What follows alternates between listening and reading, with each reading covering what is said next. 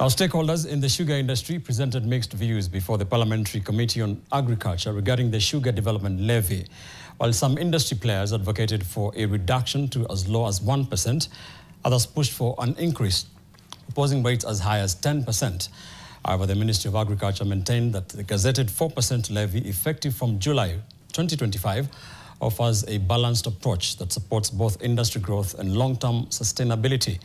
NTV's Brian George Otieno has the details. Effective 1st July 2025, millers and importers of sugar were required to submit 4% in sugar development levy of the value of imported or locally manufactured sugar. According to the Kenya Revenue Authority, the levy was to be payable by every miller at the rate of 4% of the ex-factory price by the 10th day of every month immediately following the month when the sugar is manufactured. Likewise, for imported sugar, the levy was to be paid at the time of importation and declaration through customs systems, ICMS, at the rate of 4% of the cost, insurance and freight CIF value of each consignment as imported sugar falling under the ESC CET tariff headings 12.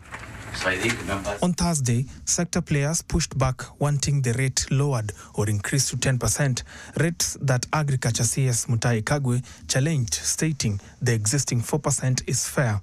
For instance, the Kenya Association of Manufacturers told Senate that industrial sugar, better known as Ikumsa 45, is a raw material that supports manufacturing, and its levy should be reconsidered if not removed altogether. In the meantime, if we want to save our manufacturing sector, we must see how to exempt what we don't produce here locally, but what we produce and what the farmer groups are saying here is that if we are producing here locally for local consumption, let's support the farmers.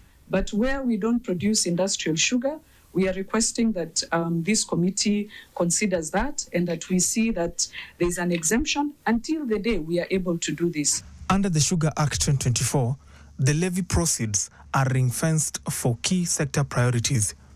40% of the levy goes towards cane development and productivity enhancement. 15% goes towards factory development and rehabilitation.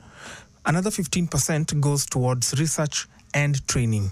Another 15% for infrastructure development, a 10% of that amount for administration of the Kenya Sugar Board, and lastly 5% for farmer organizations. The CS stressed that these allocations are critical at a time when the industry is grappling with a severe cane shortage, new milling investment in Transmara and Bura, and the urgent need to replace 97% of old sugarcane varieties with high-yield, drought and disease-resistant varieties. Our capacity is over 1 million tons, at which point we would actually begin to export sugar from Kenya. But we are not going to do that unless we infuse a large quantity of funding. The estimate that we have as a ministry is actually something like 32 billion shillings that must be infused into the industry in order to transform ourselves from where we are to full capacity and with better variety. The industry is set to transition from a weight to quality-based cane payment system, QBCPS. This requires significant investment in the development, multiplication and distribution of suitable sugarcane varieties that are high-yielding, drought and disease-resistant. Brian George Otieno, NTV, Nairobi. Kenya Today.